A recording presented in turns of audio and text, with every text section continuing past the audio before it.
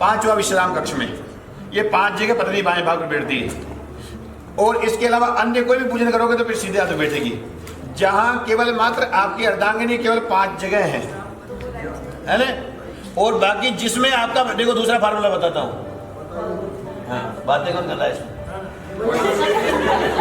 देखो दूसरा एक तरीका बता रहा हूँ कि हाँ, कि जिसमें आपका अपना फायदा, जैसे आप तीर्थ यात्रा करके आए, पुण्य किसी को बांट नहीं सकते हो, किसी को प्रणाम किया तो आशीर्वाद किसी को बांट नहीं सकते, तो वह जो जिसमें आपका निजी फायदा वह तो है, उसमें पत्नी बाएं भाग पर रहना है। जैसे आपने बच्चों के लिए नया मकान बनाया, अब बनाया आपने अपने लिए, पर उसमें 7 पीढ़ियां रहेगी, तो उसमें पत्नी सीधे हाथ पर। आपने अपने बच्चों का विवाह संस्कार करना है, पत्नी सीधे हाथ पर। आपने बच्चों का जनेऊ संस्कार कराना है, पत्नी सीधे हाथ पर। जिसमें देश का कल्याण, राष्ट्र का कल्याण, पुत्र संतान, अपने परिवार का कल्याण, उसमें पत्नी सीधे हाथ पर। और जिसमें अपना निजी फायदा, उसमें पत्नी बाएं हाथ पर। अब 5 जगह कौन कौन सा है जहाँ दूल्हे राजा बताएंगे कि 5 जगह कहाँ कहाँ पत्नी बाएं हाथ में बैठती है। हाँ, शादी करते विवाह के समय हाँ, हवन करते इन्होंने इन्होंने जो लाइफ लाइन यूज करी थी उसको भी नहीं आ रहा। विश्राम कक्ष वो वाला कोई पूजन था। हाँ, कंफ्यूजन तीर्थ यात्रा और माता पिता प्रणाम, गुरुजनों को प्रणाम। अब ये मैं वापस पूछूंगा सबको फोन करके। अब ये 5 चीजें याद रखने की है, जीवन भर काम आएगी। अब देखो इतना सब हो गया, अभी भी बाएं भाग पर नहीं बैठे, इसका कारण क्या?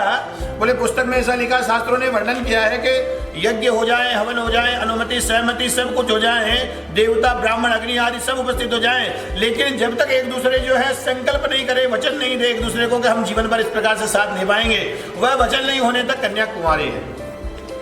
अब देखिए मैं दोनों तरफ का पंडित जी हूँ, ऐसा नहीं कि मैं इधर वचन ज्यादा मांगेंगे या उधर कम मांगेंगे।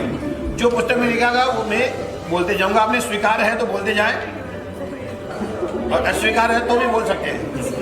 हाँ, पहला वचन क्या कहती है कन्या कि हे प्रिय, आप तीर्थ यात्रा करें। इंडिया में जैसे देवालय हो वहां तीर्थ यात्रा करें, व्रत करें। हाँ, बच्चे का काम हो गया। हाँ, इस बार मैंने कब का ही बोल दिया, ये तो आराम कर रहा है। हाँ हाँ, वो तो सब समझदार है, दीपा लिए बैठे दोनों, वो तो समझी जी साथ में बैठे हैं। बच्चा खुद रिलैक्स महसूस कर रहा है दुपट्टे के साथ। क्या करते तो मैं आपके बाएं गाना स्वीकार करती हूँ। कन्या ने क्या कहा? स्वीकार है। हाँ हाँ, आपने स्वीकार करना है। अस्वीकार। हाँ, मतलब ये ऐसा नहीं है कि हंसी मजाक की बात, ये तो हंस हंसा के चले जाएंगे अभी सब। जीवन भर आपके काम की चीज है ना, तो आपने जीवन भर याद रखना है ना, ठीक है।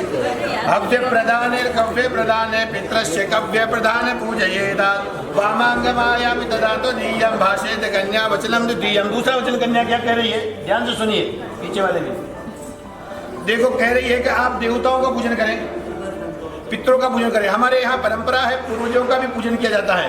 और ये मैंने कल भी बताया था, शायद सत्यनारायण कथा में आपने सुना होगा कि नित्य वृद्धोपि सेविता आयु कीर्ति यशो बलम। जिसके यहाँ वृद्ध की पूजा होती है वहाँ आयु कीर्ति यश और बल बढ़ता है।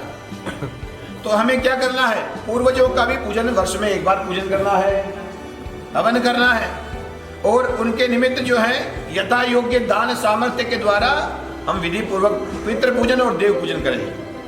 स्वीकार है? स्वीकार। देखो होता क्या है कि आजकल एक पहले तो क्या होता था, घर में बड़े बूढ़े होते थे, उनसे पूछते थे पिताजी ऐसा करे वैसा करे। अभी 80% घरों में वो परंपरा खत्म हो गई। खुद जाके बताते पिताजी हम ऐसा कर रहे हैं। ऐसा नहीं करना है। यहाँ बाकी श्रेणी में अपने को जाग रहे हैं, उनसे कहना है कि हमें ऐसा करना चाहिए, नहीं करना चाहिए। उनका सम्मान करना चाहिए, उनको सामने। आजकल सम्मान करने का दूसरा तरीका भी, बात नहीं करना भी सम्मान हो जाता है।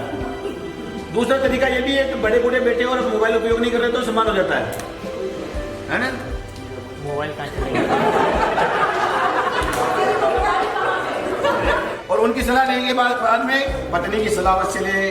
देखो क्या होता है, पत्नी अर्धांगिनी होती है, उसकी सलाह से अगर कार्य करोगे तो देखो, एक तो एक जना विचार करे, 2 दिमाग सलाह करके विचार करे तो उसे विशेषताएं बढ़ जाती है।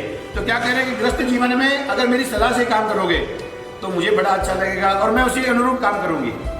तो फिर क्या लिखा है, अधिक आय हो तो मैं वैसा खर्च करूं, और कभी ऐसा हो कि 100 करोड़ का बिजनेस हो जाए, किसी दिन किसी साल 50 करोड़ का हो, तो मैं उस प्रकार खर्चा करूं।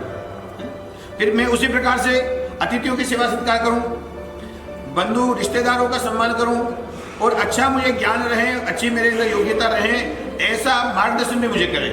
पति का धर्म क्या है कि पत्नी का मार्गदर्शन भी करें।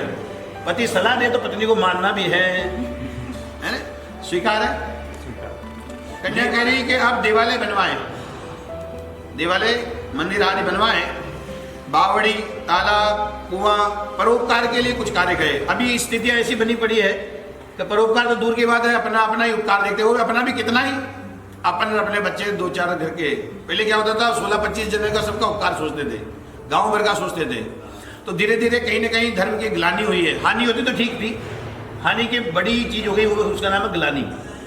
तो अपने को क्या करना है, अपने जीवन तो पशु पक्षी भी जीवन जीते हैं भाई। आप पक्षी कहीं से भी हमने ढूंढ लाता है, अगर वही हमने किया तो हमें उनमें क्या अंतर। हमने क्या करना है, समाज के लिए करना है, परिवार के लिए करना है, रिश्तेदारों के लिए करना है, फिर मानव मात्र के कल्याण के लिए करना है। अगर ये सब स्वीकार करें तो मैं आपके भाई गाना स्वीकार करती हूँ। आपके लिए विशेष ध्यान से सुनने वाला है अगला वचन। देशांतरे वा स्वपुरांतरे वा पृष्ठवा विद्येद्व्याव्यवहार कर्म वामांगमायामि तदा तोदीयम भाष्येत कन्या वचनम षष्ठमम।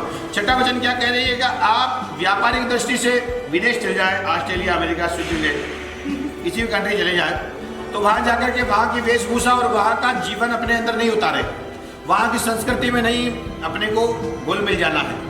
अपने को अपने सुबह शाम भगवान का पूजन आरती, ये भगवान श्री नारायण रामकृष्ण हरि की आराधना करना। सोचो एक सबसे बड़ी बात क्या है, एक समझने की बात है, ये ऐसा मौका है जहाँ समझने का समय भी रहता है और रात्रि भर कोई विशेष कार्य भी नहीं है। तो देखिए भगवान नारायण श्री हरि विष्णु के जन्म के समय, कृष्ण भगवान जब जन्मे थे वहां विष्णु पूजन हुआ था। जब कृष्ण भगवान जन्मे तब, राम जी जन्मे तब विष्णु पूजन हुआ। इसी प्रकार से समझने की बात यह है, ये समझने की बात है कि हम उस परंपरा से हैं जिस परंपरा में भगवान जन्मे हैं। किस परंपरा से है,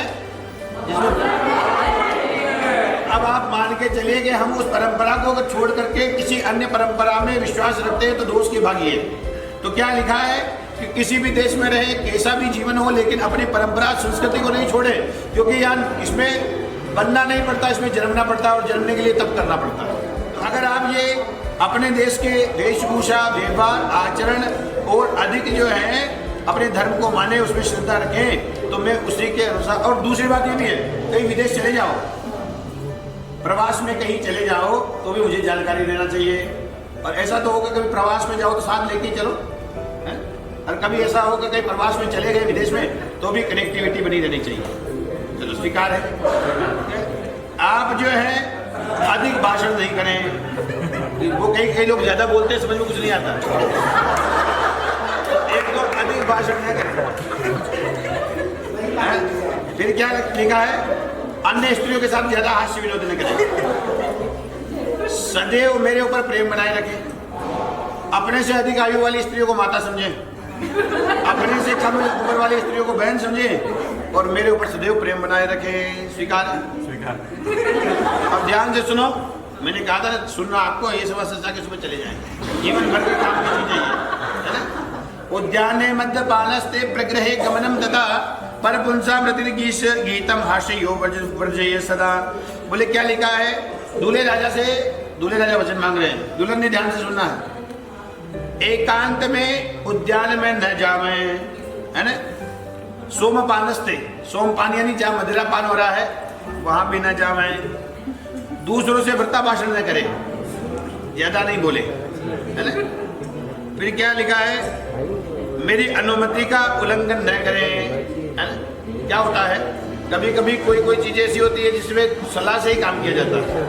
और फिर क्या लिखा है, मेरी अनुमति के बिना केवल पिता के घर से मेरे घर में और मेरे घर से पिता के घर में जाने की अनुमति है, उसमें पूछने की जरूरत नहीं है कहाँ पर।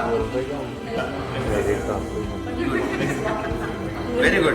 तो अब जो है ये 2 जगह अनुमति की आवश्यकता नहीं है, और अन्य कहीं जाए तो मुझे जानकारी होनी चाहिए, है ना। मेरी आज्ञा का उल्लंघन न करे, सदैव मीठा बोले, और मेरे चित्त के अनुसार वार्ता करे। कभी कभार क्या होता है, आदमी का चित्त होता है क्रोधित, और बढ़िया आदमी कोई चुटला सुना दे, माइंड बिगड़ जाता है।